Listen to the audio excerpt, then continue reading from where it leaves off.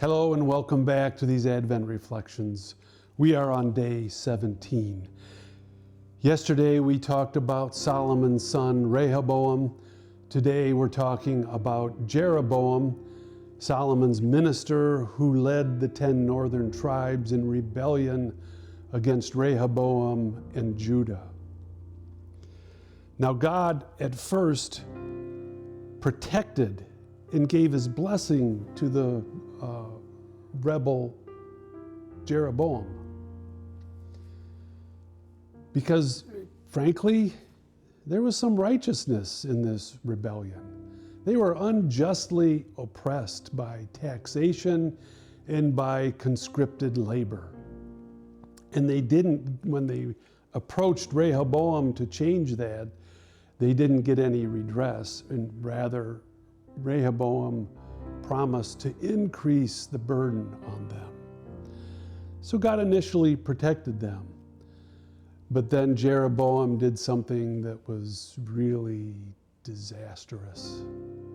He thought to himself, well, I was successful in this. How do we keep us successful in being separated from Jerusalem and the king of Jerusalem? I know we have to have a religion that is separate so that my people won't go down to Jerusalem every year to worship as the law of Moses required. And so Jeroboam built 2 shrines, one at Bethel, a mere 14 miles north of Jerusalem, and the second one in the far northern city of Dan. He not only built these shrines in which his people were to worship God, he fashioned not 1, but 2 golden calves. And he gave them to the people to put in these temples, saying, "These are your gods, O Israel, who brought you up out of Egypt." This is what the rebels told Moses when they fashioned the golden calf at the foot of Mount Sinai. And here Jeroboam made not 1, but 2. There's an implicit comparison then between the people of the 10 northern Israelite tribes with Egypt and the rebellion against Moses.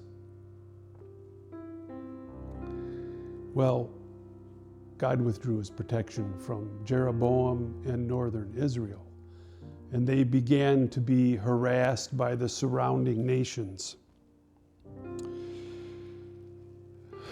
And that is just an enactment of the covenant curses that occurred in the Mosaic covenant. When Moses made this covenant, he told the people, if you keep the covenant, you will be blessed. And these are the blessings. If you disobey and break the covenant, you will be cursed. And these are the curses. One of those curses was to be harassed both from nations without and to have turmoil within the nation. And that is exactly what happened to the 10 northern tribes. There was never again a good king in northern Israel. There were only evil kings and more evil kings. Enough about that. We won't really talk about the northern kingdom again. But this gives us an opportunity to think about, what are my thoughts and dispositions regarding the practice of religion? Do I worship in conformity with the laws of the Catholic Church? That is, the laws and the way and the manner in which Jesus revealed to us we should worship. Do I believe what I should believe? So perhaps I could do something to help my unbelief.